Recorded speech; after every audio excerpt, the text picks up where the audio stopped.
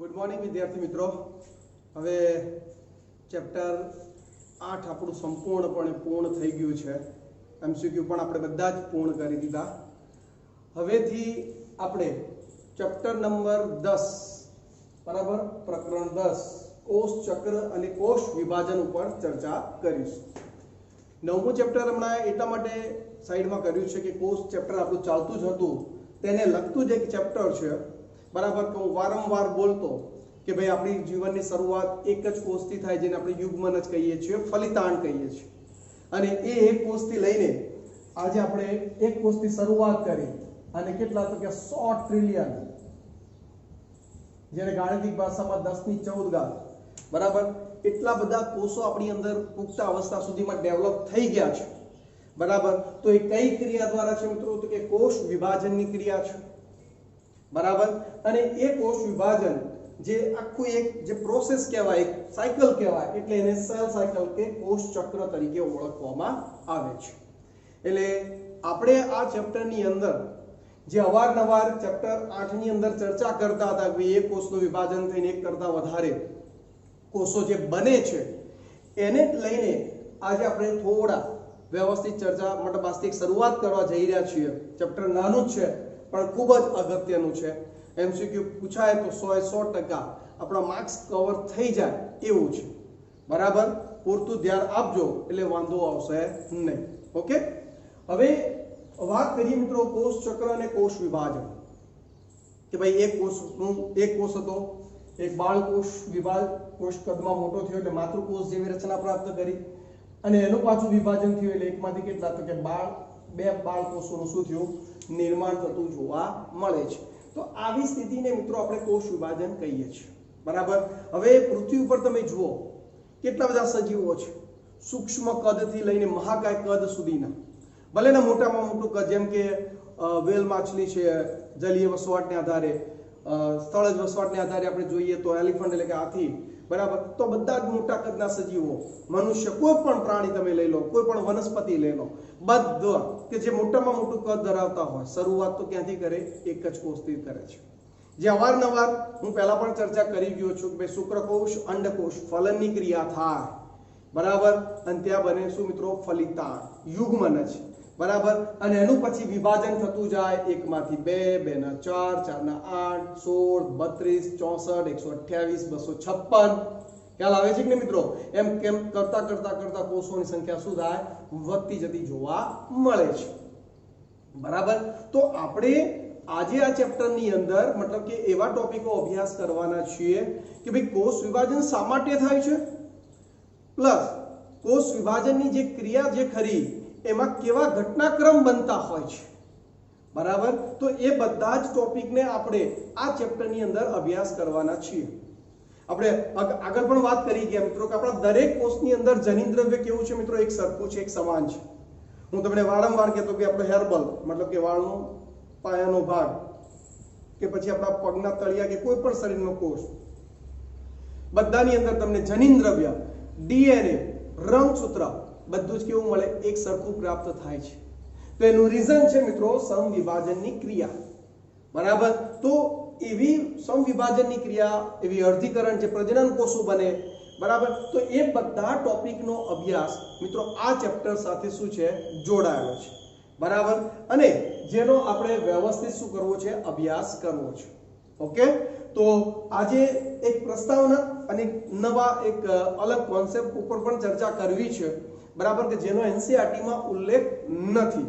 Okay, તો શું કહે છે? જો વાક્ય રચના પહેલા એનસીઈઆરટી માં, ભાઈ શું તમે જાણો છો કે ભાઈ બધા જ સજીવો પછી સૌથી મોટા કેમ ન હોય? તેઓની જીવનની શરૂઆત એક જ કોષથી થાય છે બરાબર કે નહીં? મોટામાં મોટું કદ હોય, કોષની મતલબ જીવનની શરૂઆત તો એક જ કોષથી થાય છે, જેને આપણે મિત્રો શું કહીએ છીએ? ફલિતાંડ, અથવા તો બીજો શબ્દ શું હોય? યુગ્મનજ તરીકે આપણે એને ઓળખીએ છીએ બરાબર। આગળ તમને આશ્ચર્ય થશે કે એક કોષમાંથી આટલા મોટા સજીવનું નિર્માણ કેવી રીતે થાય છે બરાબર। કેવી રીતે શક્ય છે કે એક કોષથી આટલું મોટા હાથીનું નિર્માણ થઈ ગયું, આટલા મોટા મનુષ્યના 6 ફૂટ હાઈટ ધરાવતા મનુષ્યનું નિર્માણ થઈ ગયું બરાબર। તો એના માટે આ તો પ્રોસેસ છે, કોષ ચક્ર અને કોષ વિભાજન. ઓકે, જોઈએ વૃદ્ધિ અને પ્રજનન બધા કોષોની લાક્ષણિકતા છે. વૃદ્ધિ અને પ્રજનન બધા કોષોની લાક્ષણિકતા છે. મિત્રો, વૃદ્ધિ એટલે કદમાં વધારો થવો, બરાબર. જેમ કે અહીંયા તમે જુઓ, આ એક નાનો બાળકોષ હતો તો એ કદમાં મોટો થયો, આ જો કદ મોટું થયું તો એની વૃદ્ધિ થઈ, બરાબર. અને એને બીજો શબ્દ શું વાપરે મિત્રો? પ્રજનન. એકચ્યુઅલી પ્રજનન એટલે શું કે ભાઈ દરેક સજીવ પોતાના જેવા નવા સજીવનું નિર્માણ કરવાની ક્રિયા, એટલે એને પ્રજનન કહેવાય, બરાબર. તો અહીંયા તમે જુઓ, આ એક માતૃકોષ હતો, એનું વિભાજન થઈને કેટલા બે બાળકોષ બન્યા કે નહીં મિત્રો? બરાબર. તો એકમાંથી બે થયા તો એ ક્રિયાને શું કહેવાય મિત્રો? પ્રજનન તરીકે ઓળખવામાં આવે છે. ખ્યાલ આવી ગયો? તો આ કોષ આપણે જે કોષ વિભાજન કહીએ છીએ કે સેલ ડિવિઝન, એકમાંથી બે બાળકોષ બન્યા તો એ કોષ માટે એ પ્રજનનની ક્રિયા થઈ, કારણ કે એના તો સંખ્યામાં શું થયો? વધારો થયો, બરાબર. તો દરેક કોષ વૃદ્ધિ અને પ્રજનન દર્શાવે છે, બરાબર. તો જુઓ, વૃદ્ધિ અને પ્રજનન બધા કોષોની શું છે? લાક્ષણિકતા છે, બરાબર કે નહીં? ઓકે. તથા બધા સજીવોની જરૂરિયાત પણ છે, બરાબર કે નહીં? આપણે આજે 100 ટ્રિલિયને પહોંચી ગયા છીએ, બરાબર. જો એ કોષ વિભાજન એટલે કે એ દરેક કોષ વૃદ્ધિ અને પ્રજનન ન કરતો હોત, કદમાં મોટો થઈને એકમાંથી બે ન બનાવતો હોત, તો આજે આપણી અંદર 100 ટ્રિલિયન જેટલા કોષો હોતા નહીં. ખબર પડી? ઓકે, આગળ. બધા જ કોષો બે કોષોના વિભાજન પામીને પ્રજનન કરે છે. બધા જ કોષો બે કોષોના વિભાજન પામીને શું કરે?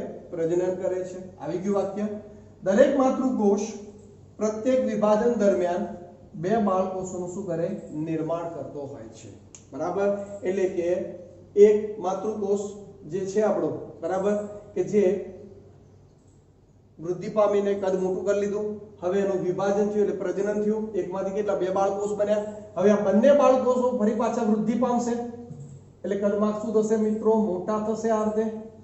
તો એ ક્રિયાને આપણે શું કહીશું? વૃદ્ધિ તરીકે ઓળખાવી દઈશું, બરાબર. હવે આ વૃદ્ધિ પામેલો દરેક બાળકોષ હવે માતૃકોષ જેવો જ થઈ ગયો. હવે ફરી પાછું એનું વિભાજન થઈને એકમાંથી કેટલા? ફરી પાછા બે બાળકોષોનું આ બાજુ, આમાંથી બીજા બે બાળકોષો, એટલે કુલ કેટલા?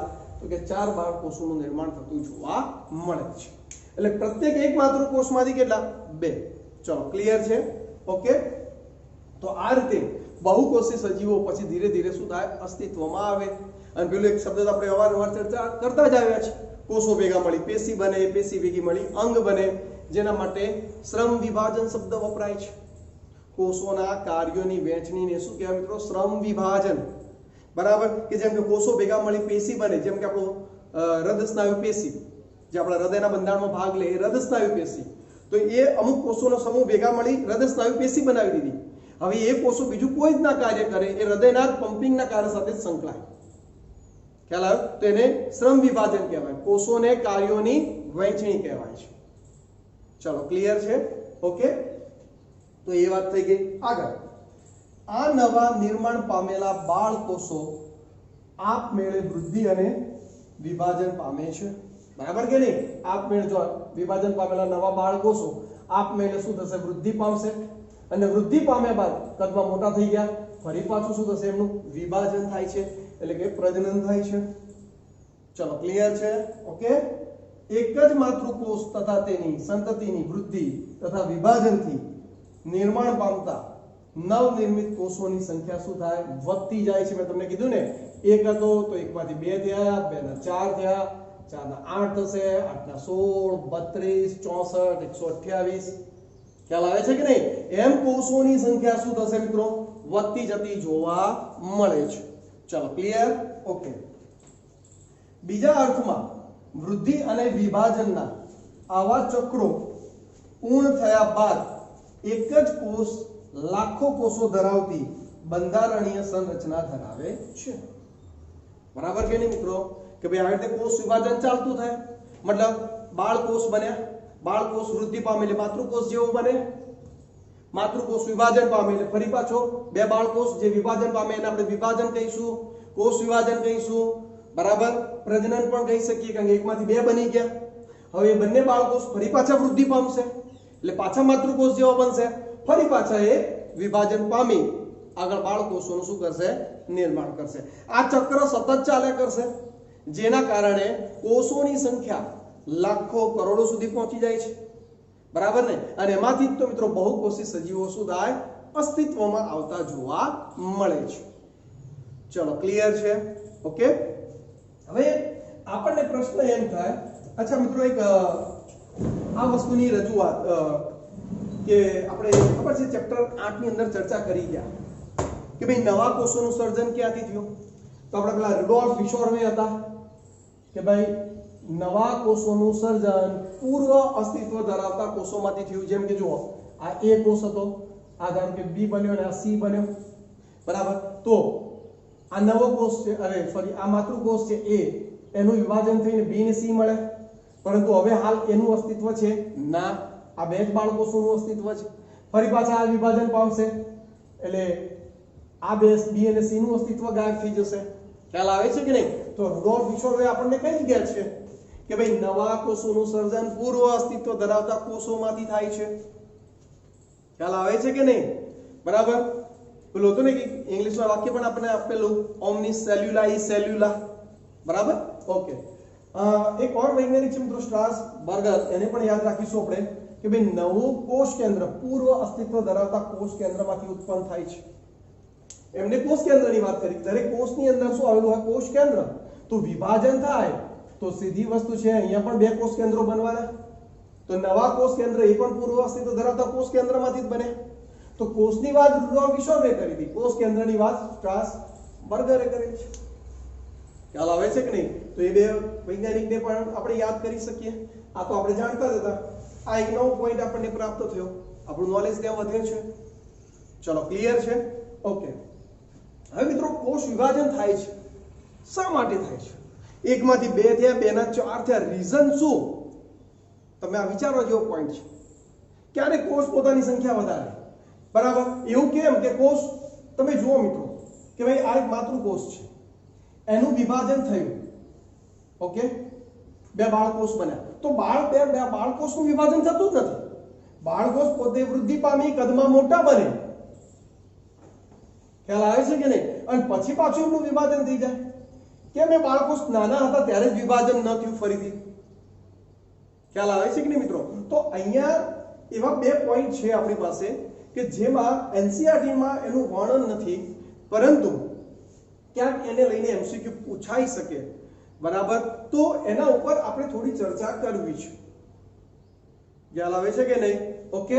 તો એમાં મિત્રો પહેલો પોઈન્ટ છે કેરિયોપ્લાઝમિક ઇન્ડેક્સ, બરાબર? કેરિયોપ્લાઝમિક ઇન્ડેક્સ તરીકે એને ઓળખવામાં આવે, શોર્ટમાં એને આપણે KI તરીકે ઓળખીએ છીએ, બરાબર?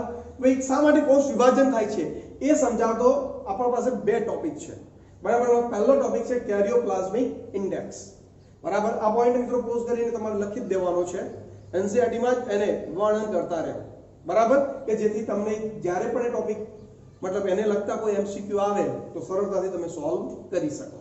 ઓકે. તો કેરિયોપ્લાઝમિક ઇન્ડેક્સ શું કહે છે મિત્રો? તમે જુઓ કે દરેક કોષ છે તો એની અંદર આવેલું છે એનું કોષ કેન્દ્ર, બરાબર? હવે કોષ ચેપ્ટર આપણે ભણી ગયા છે તો હું સારી રીતે તમારી આગળ એની રજૂઆત કરી શકું છું કે ભાઈ કોષના જે કોષ રસ જે ખરો એની અંદર બધી જ ચયાપચય ને બધી જ ક્રિયાઓ થાય છે. તો એ બધી ક્રિયાઓ કરવા માટેનું નિયંત્રણ કોણ કરે છે? તો કે કરે છે કોણ? તો કે પેલું કોષ કેન્દ્ર કરે છે.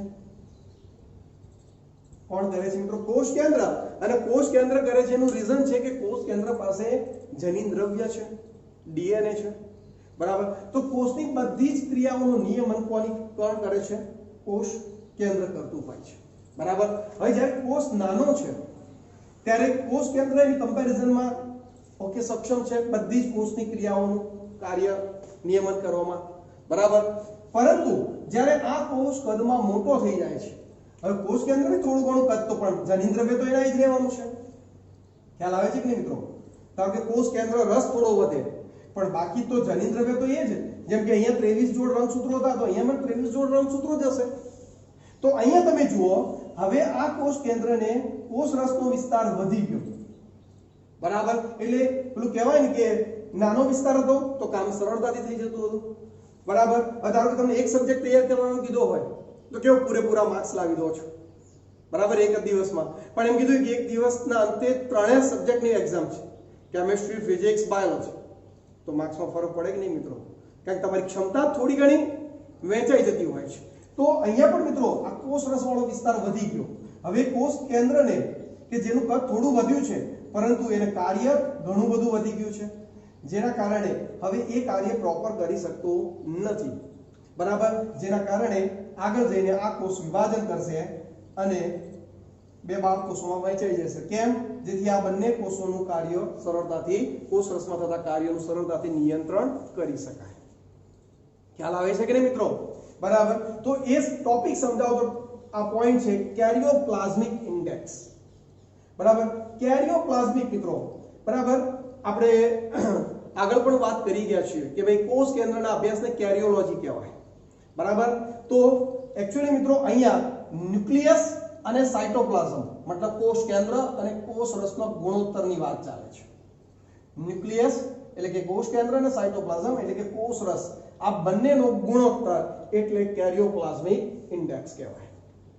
બરાબર, હવે મેં જે તમારી સાથે વર્ણન કર્યું એ વર્ણન અહીંયા મેં થિયરિકલ એક રજૂઆત કરી છે, એ વાક્ય રચના પણ આપણે જોઈ લઈએ. નાના કોષમાં કોષ રસનું પ્રમાણ કોષ કેન્દ્રની સાપેક્ષે ઓછું હોવાથી, બરાબર કે નહીં? જો કોષ રસ છે ખરો પણ કોષ કેન્દ્ર બી કોષ કદમાં નાનો છે એટલે કોષ રસ બી ઓછો હોય, એની કમ્પેરિઝનમાં કોષ કેન્દ્ર બહુ સારી રીતે કામ કરી શકે છે.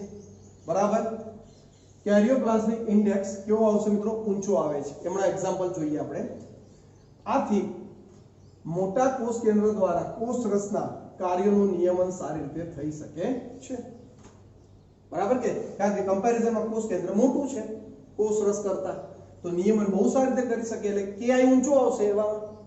બરાબર, પરંતુ મોટા કોષમાં કેરિયોપ્લાઝમિક ઇન્ડેક્સ નીચો હોવાથી કોષ કેન્દ્રનું કોષ રસના કાર્યોનું નિયમન કરવામાં શું થાય? નિષ્ફળ નીવડે છે. આથી મોટા કોષનું વિભાજન થવું જરૂરી છે. ખબર પડી ગઈ? મેં જે અહીંયા વાત કરીએ છે કે ભાઈ કોષ કેન્દ્ર કરતા કોષ રસ વિસ્તૃત થઈ ગયો છે, વધી ગયો છે, તો હવે એને કંટ્રોલ કરવો કોષ કેન્દ્રના હાથમાં થોડી તકલીફ પડી રહી છે. ખ્યાલ આવે છે કે નહીં? બરાબર, એટલે પછી એનું શું કરી દેવામાં આવે? ડિવાઈડ કરી દેવામાં આવે, વિભાજન કરી દેવામાં આવે. ઓકે, જો તેના માટે અહીંયા સૂત્ર છે મિત્રો KI, karyoplasmic index is equal to Vn છેદમાં Vc માઇનસ Vn. હવે જો મિત્રો Vn શું સૂચવે છે? તો કે વોલ્યુમ ઓફ ન્યુક્લિયસ, મતલબ કે કોષ કેન્દ્રનું કદ સૂચવે છે. ઓકે, Vc બરાબર, તો કે વોલ્યુમ ઓફ સાઇટોપ્લાઝમ એટલે કે કોષનું વોલ્યુમ ઓફ સેલ એટલે કે કોષનું કદનું સૂચન કરે છે. બરાબર કે નહીં? અને Vc માઇનસ Vn, હવે તમે વિચારો કે સમજી લો કે આ એક કોષ છે મિત્રો, આ એક કોષ છે અને આ એનું કોષ કેન્દ્ર છે. ચલો, આ કોષ કેન્દ્ર એટલે Vn થઈ ગયું અને કોષનું આખું કદ એટલે Vc થઈ ગયું. બરાબર, હવે આપણે તો કોષ રસ અને કોષ કેન્દ્રના ગુણોત્તરની વાત કરીએ છીએ, કોષ રસ જોઈએ છે. તો કે Vc માંથી Vn ને બાદ કરો તો કોષ કેન્દ્ર નીકળી જશે, કોષમાંથી તો શું વધ્યો? એનો કોષ રસ વધ્યો. ખ્યાલ આવે છે કે નહીં? એટલે Vc માઇનસ Vn એટલે કોષ રસનું કદ. બરાબર, તો કે KI is equal to Vn છેદમાં Vc માઇનસ Vn. મતલબ કે આ શું થયું? ઉપર કોષ કેન્દ્રનું કદ થયું, તો નીચે શું થયું મિત્રો? કોષ રસનું કદ થયું. ખબર પડી ગઈ? ચલો, ક્લિયર છે? તો આ સૂત્રને આધારે આપણે KI શોધી શકીએ છીએ. બરાબર, અને એક વસ્તુ ખાસ યાદ રાખો, KI વધુ કોષ વિભાજન થતું નથી, પણ જેવો KI ઘટવા લાગે બરાબર ત્યારે કોષ વિભાજન થતું એટલે કે શરૂ થતું જોવા મળે છે. એનું એક એક્ઝામ્પલ મિત્રો ખાલી સમજવા માટે મેં લીધું છે, ધ્યાન આપજો. અહીંયા એક બે કોષ આપેલા છે, A છે અને B છે.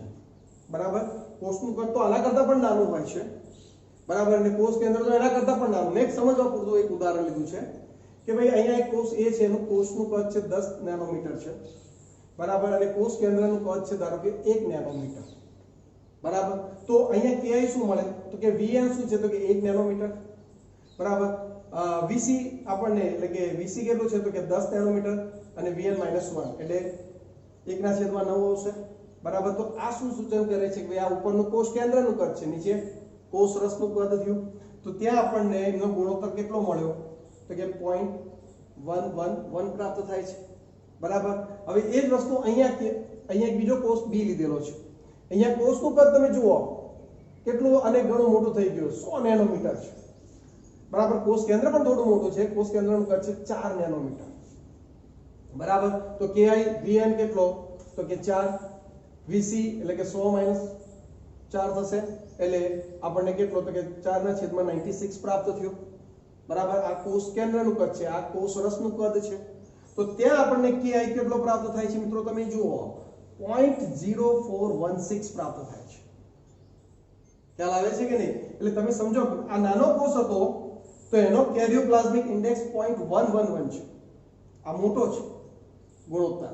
જ્યારે અહીંયા તમે જુઓ મોટો કોષ છે તો એનો ગુણોત્તર નાનો થઈ ગયો, ki ઘટી ગયો. અને જેવો ki ઘટે એટલે કોષનું શું થાય સેલ ડિવિઝન થાય, મતલબ કોષ એકમાંથી શું થઈ જાય 2 થઈ જતા જોવા મળે છે. કારણ કે કોષ રસના કાર્યનું નિયમન કરવામાં એને તકલીફ પડે એટલા માટે વિભાજન પામે છે. ચાલો ક્લિયર છે, ખબર પડી? તો એટલું યાદ રાખજો મિત્રો ખાસ, ki ઘટે શું મિત્રો ki વધુ તો કોષ વિભાજન થતો નથી. એટલે નાના કોષનો ki હંમેશા કેવો હોય વધુ જ આવે. જ્યારે મોટા કોષનો ki ઘટવા લાગે બરાબર તો ki ઘટે તો કોષ વિભાજન શું થાય શરૂ થતું જોવા મળે છે. અને આ એનું સૂત્ર છે. ચલો ક્લિયર છે મિત્રો? મોટા ભાગે રેફરન્સ બુકોમાં આની ચર્ચા થતી હોય છે બરાબર. પરંતુ સાથે સાથે મેં એક બીજો પોઈન્ટ પણ લીધેલો છે કે ભાઈ સરફેસ વોલ્યુમ રેશિયો બરાબર, પૃષ્ઠ કદ ગુણોત્તર બરાબર, કે જે સપાટીએ વિસ્તાર જે ખરો ક્ષેત્રફળીય અને અંદરનું જે કદ કહેવાય એનો ગુણોત્તર પણ કોષ વિભાજનની ક્રિયાને શું કરે પ્રેરે છે. બરાબર. સમજવાની વાત છે મિત્રો કે ભાઈ આ મુખ્ય પોઈન્ટ છે કેરિયોપ્લાઝમિક ઇન્ડેક્સ, આને પણ યાદ રાખી શકો છો બરાબર. બાકી મોટા ભાગે કેરિયોપ્લાઝમિક ઇન્ડેક્સને લઈને જ એમસીક્યુ પૂછાતા હોય છે બરાબર. હવે અહીંયા તમે ધ્યાન આપો મિત્રો, ભાઈ આ એક કોષ છે. હવે કોષ એની જરૂરિયાત બધી ક્યાંથી પ્રાપ્ત કરે? બહારના માધ્યમમાંથી શોષણ કરે બરાબર. બહારના માધ્યમમાંથી સરફેસ દ્વારા એ પ્રાપ્ત કરતો એટલે કોષ સપાટી જે ખરી બરાબર, ફરતે જે વિસ્તાર જે ક્ષેત્રફળીય સપાટી ખરી ત્યાંથી એ શોષણ કરે. એટલે શરૂઆતમાં એની ક્ષેત્રફળ સપાટી વધારે હોય છે કોના કરતા? એના કદ કરતા, કારણ કદ અંદર નાનું છે બરાબર. પરંતુ જેમ કોષ કદમાં મોટો થતો જશે એટલે ક્ષેત્રફળ સપાટી કરતા એનું કદ મોટું થતું જાય છે બરાબર. એટલે એનું જે શોષવાની ક્ષમતા છે, અંદર ઘટકો પ્રાપ્ત કરવાની ક્ષમતા છે ઘટતી જાય છે, જેના કારણે કોષને બધા કાર્યો કરવામાં શું થાય તકલીફ પડે. એટલે ફરી પાછું વિભાજન થઈને શું કરે બે નાના બાળકોષોમાં શું થાય વહેંચાઈ જાય છે. તો એક પોઈન્ટ અહીંયા પણ આપણને આપેલો છે. ખ્યાલ આવે છે કે નહીં? જો શું કહે છે, કોષ વિભાજનની શરૂઆત કરવા માટે કોષોને પૃષ્ઠ કદ ગુણોત્તર અગત્યનો ભાગ ભજવે છે. કોષ તેની જાળવણી અને વૃદ્ધિ માટે જરૂરી બધા જ દ્રવ્યોનું તેની સપાટી દ્વારા શું કરે શોષણ કરે છે, સપાટી દ્વારા બરાબર. જ્યારે કોષ કદમાં વૃદ્ધિ પામે છે ત્યારે તેની સપાટી કરતા તેના કદમાં શું થઈ ગયો વધારો થઈ ગયો છે. અને સપાટી વિસ્તાર નાનો થઈ ગયો, કદ મોટું થઈ ગયું. હવે જોવે એવું એ શોષણ કરી શકતો નથી બરાબર કે નહીં? આથી કોષ એવા તબક્કામાં પહોંચશે કે જેમાં સપાટીનો વિસ્તાર દ્રવ્યોના શોષણ માટે અપૂરતો બનશે. ખ્યાલ આવે છે કે નહીં? આવી ગંભીર પરિસ્થિતિમાં કોષ વિભાજનની સુધાય શરૂઆત થાય છે બરાબર. તો અહીંયા તમે સમજી શકો છો કે કોષ કદમાં નાનો છે તો ક્ષેત્રફળ સપાટી મોટી છે કદ કરતા, પણ કોષ કદમાં વધી ગયો મતલબ વિસ્તૃત થઈ ગયો છે તો સપાટી વિસ્તાર કરતા કદ એનું વધારે મોટું થઈ જાય છે. તો હવે પર્યાપ્ત માત્રામાં શોષણ કરવાની ક્ષમતા ધરાવતો નથી એની જરૂરિયાતોને, એટલા માટે એને પછી ના છૂટકે ગંભીર પરિસ્થિતિમાં સેલ ડિવિઝન કરવું પડે છે બરાબર. તો અહીંયા બે એવી એક્સ્ટ્રા થિયરીની ચર્ચા કરી મિત્રો, એક કેરિયોપ્લાઝમિક ઇન્ડેક્સ બરાબર અને બીજી કઈ છે મિત્રો સરફેસ વોલ્યુમ રેશિયો, મતલબ કે પૃષ્ઠ કદ ગુણોત્તરની પણ અહીંયા આપણે ચર્ચા કરી કે શા માટે કોષ વિભાજનની ક્રિયા થતી જોવા મળે છે, શા માટે કોષ એકમાંથી બે થાય છે બરાબર. જો એકથી ચાલી જતું હોય બરાબર, પણ જેમ જેમ કોષ કદમાં મોટો થતો જાય પછી એની કાર્યક્ષમતા ઘટતી જાય એટલે વિભાજન પામી અને કોષ વિભાજનની ક્રિયા આપણને થતી જોવા મળે છે. ચલો ક્લિયર છે વિદ્યાર્થી મિત્રો? તો અહીંયા આપણે કેરિયોપ્લાઝમિક ઇન્ડેક્સ અને સરફેસ વોલ્યુમ રેશિયો બરાબર એના ઉપર ચર્ચા કરી ગયા. બરાબર, મોટા ભાગે કેરિયોપ્લાઝમિક ઇન્ડેક્સ ઉપર જ વધારે એમસીક્યુ એકાદ વાર પૂછાયેલા અમે જોયેલા છે. હવે કેવા પ્રકારના એમસીક્યુ આવી શકે બરાબર, તો અહીંયા બે એમસીક્યુ મેં દર્શાવેલા છે, તો એને આપણે ખાલી જોઈ લઈએ. બરાબર, પહેલું છે મિત્રો કે કેરિયોપ્લાઝમિક ઇન્ડેક્સ કે આઈ સૂત્ર ખાલી જગ્યા. બરાબર, તો કેરિયોપ્લાઝમિક ઇન્ડેક્સ સૂત્ર આપણને યાદ છે મિત્રો કે ભાઈ કોષ કેન્દ્રનું કદ છેદમાં કોનું લેવાનું છે? કોષ રસનું કદ લેવાનું છે. બરાબર, કોષ કેન્દ્ર માટે Vn હતું અને કોષ માટે Vc હતું. બરાબર, પરંતુ એમાંથી કોષ કેન્દ્ર બાદ કરીએ એટલે આપણને કોષ રસનું કદ મળી જશે. કોષના કદમાંથી કોષ કેન્દ્રનું કદ બાદ કરો એટલે આપણને શું મળે? કોષ રસનું કદ મળે. અને ઉપર કોષ કેન્દ્રનું કદ તો Vn છેદમાં Vc માઈનસ Vn આવશે. તો અહીંયા ઓપ્શન તમે જોઈ શકો છો B, Vn છેદમાં Vc માઈનસ Vn. બરાબર, તો આ આપણે જો જાણતા હોઈએ તો આપણો એમસીક્યુ સરળતાથી સોલ્વ થઈ જાય. બીજું છે કોષના વિકાસ દરમિયાન શું થાય છે? મિત્રો અહીંયા કોષના વિકાસની વાત કરી છે. કોષ કદમાં નાનો છે બરાબર, તો એનો ki ઊંચો છે. હમણાં જ આપણે અભ્યાસ કર્યો ki કેવો છે? વધુ છે. અરે સોરી, વધુ છે. બરાબર, પણ જેમ જેમ કોષ કદમાં મોટો થતો જાય છે, વિકાસ પામતો જાય છે, તેમ તેમ તેનો ki શું થાય છે મિત્રો? ઘટે છે. અને ki ઘટે તો શું થાય મિત્રો? વિભાજનની પ્રોસેસ થાય. બરાબર કે નહીં? આ ચર્ચા આપણે કરી ગયા મિત્રો હમણાં જ. અહીંયા જુઓ કે ભાઈ એ કોષ હતો તો એનો 0.111 છે, જે કોષ કદમાં નાનો હતો ના કોષ કદમાં મોટો છે B, તો એનો કેરિયોપ્લાઝમિક ઇન્ડેક્સ તમે જુઓ 0.0416 છે. બરાબર, એટલે આ વધુ છે, આ ઓછો છે. તો મોટા કોષનું હવે કદ એને કામ કરવું, કોષ કેન્દ્રને તકલીફ પડે છે, તો એનું શું થઈ જાય? વિભાજન થતું હોય છે. બરાબર કે નહીં? તો અહીંયા પણ એ જ વસ્તુ કે કોષના વિકાસ દરમિયાન કોષનો વિકાસ થઈ રહ્યો છે, કોષ વૃદ્ધિ પામી રહ્યો છે, મોટો થઈ રહ્યો છે, તો ki ઘટે, ki વધે, ki વધઘટ થયા કરે કે ભાઈ ki અચળ રહે છે. બરાબર, હવે જો કોષ વૃદ્ધિ પામી રહ્યો છે, વિકાસ પામી રહ્યો છે, બરાબર, એનો મતલબ એનો જે કોષ કેન્દ્ર અને કોષ રસનો જે ગુણોત્તર છે એ ઘટી રહ્યો છે. બરાબર ને? જ્યારે કોષ કદમાં નાનો હોય તો એ વખતે ki કેવો હોય? વધુ હોય છે. બરાબર કે નહીં? વધઘટની તો કોઈ વાત જ નથી. તો સીધી વસ્તુ છે ki કોષ કદમાં મોટો થઈ રહ્યો છે તો ki ઘટી રહ્યો છે. વધવાની તો વાત જ નથી. વધે કોનો? જ્યારે કોષ કદમાં નાનો હોય ત્યારે. હવે આ માતૃકોષ વિભાજન પામી બે બાળકોષ બને તો અહીંયા ki વધી જશે પાછો. ki વધે. કેમ કે કોષ કેન્દ્ર મોટું છે કોષ રસની કમ્પેરિઝનમાં. ખબર પડે કે નહીં? ઓકે, તો આપણો આન્સર આ ટાઈપનો એમસીક્યુ આવે કે કોષના વિકાસ દરમિયાન શું થાય છે? તો કે ki ઘટે છે. બરાબર, ચલો ક્લિયર છે? રેડી? તો આ રીતે મિત્રો કોષ શા માટે વિભાજન પામે છે બરાબર, તો એને લગતા એમસીક્યુ આ રીતે આપણે ચર્ચા કરી શકીએ છીએ. ચલો ક્લિયર છે? તો મિત્રો આજે તો ફક્ત ને ફક્ત મેં ચેપ્ટર 10 ની એમ જ કહેવાય કે જસ્ટ આપણે એમ કહી શકીએ કે પ્રસ્તાવનાની જે રજૂઆત કરી, પણ એ પ્રસ્તાવનાની અંદર મિત્રો મેં તમને બે એક્સ્ટ્રા થિયરી પણ આપી દીધી. બરાબર, જો એ ક્લિયર કરી નાખશો તો આખો એક ટોપિક તમારો સરસ મજાનો બની જશે. ઓકે, આશા રાખું કે દરેક વિદ્યાર્થીઓને આજનો આ ટોપિક ક્લિયર થઈ ગયો